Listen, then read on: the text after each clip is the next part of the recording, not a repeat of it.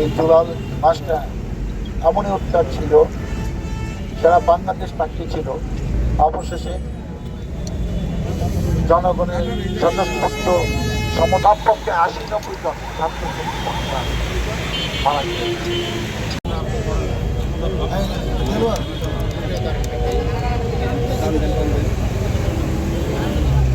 মুন্নার রক্ত পিতা যেতে দেব না, পিতা যেতে দেব না, শহীদের রক্ত পিতা যেতে দেব না।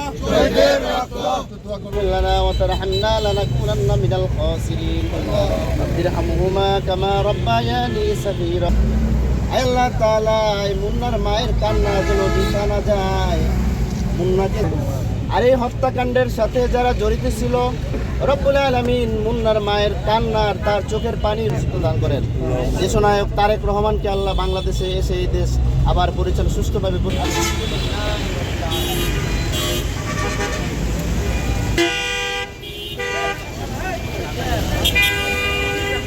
তাদের জীবন উৎসর্গ করেছে। তাদের মধ্যে আমাদের ডেই ফ্রমের কৃতি সন্তান আমাদের সে সাভার নিউ মার্কেটের সামনে নিহত হয়েছিল। এই ছাত্র জনতা এই স্বৈরাচার ফ্যাসিস্টকে বিতাড়িত করতে গিয়ে আমাদের প্রিয় নেতা, আমাদের সাভার আশুলিয়ার গণমানুষের নেতা, সাভার আশুলিয়া থেকে পরপর বিষয় কিন্তু আজকে আমার অনেক ভালো লাগতেছে। আমাদের সাবেক এমপি সালাউদ্দিন বাবু ভাই মাস এবং অগস্ট মাসের 5 তারিখ এই 36 দিন বানচাল অবস্থা ছিল। আমরা যারা এখানে দাঁড়িয়ে আছি, যারা রাজনৈতিক অঙ্গনে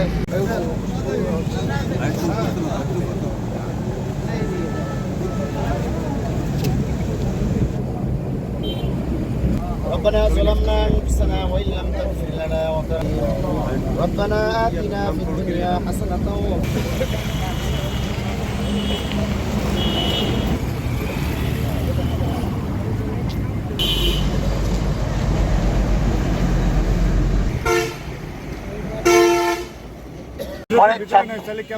আজকে একটি গুরুত্বপূর্ণ জায়গা, সেটা শহীদ মানব চত্বর।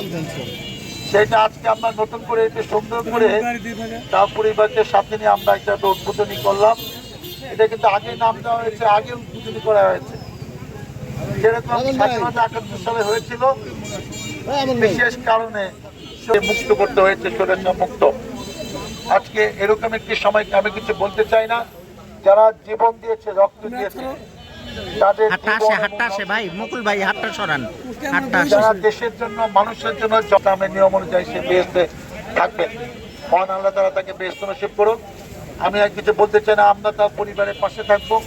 আমরা আরো ভালো কিছু যেন করতে পারি রাষ্ট্রীয়ভাবে, সেটাও আমি প্রত্যাশা করছি। এবং যে কারণে জীবন দিয়েছে, দেশটা যেন ভালো থাকে, শান্তিতে থাকে, সেটা সবার লক্ষ্য এবং এই পরিবারের জন্য সেটা চায়। ইনশাল্লাহ আমরা এই পরিবারের পাশে থাকবো। আপনাদের সবাইকে নিয়ে এই প্রত্যাশা ব্যক্ত করে আমি শেষ করছি। আমি অনুভূতি প্রকাশ করার জন্য বিনীতভাবে অনুরোধ করব শহীদ মৃত্যু বিশ্বাস বারুপের বাবা, তিনি উপস্থিত আছেন, তিনি এই মুড়ে উন্মোচন করবেন। আমি শাহজাহান ভাইকে একটি দুটি কথা বলার জন্য বিনীত অনুরোধ করছি।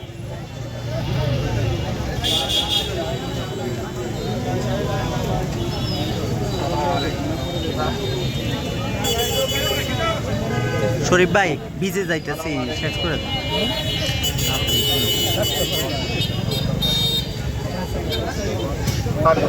ভিজে যাইতেছি। শোনা যায় না।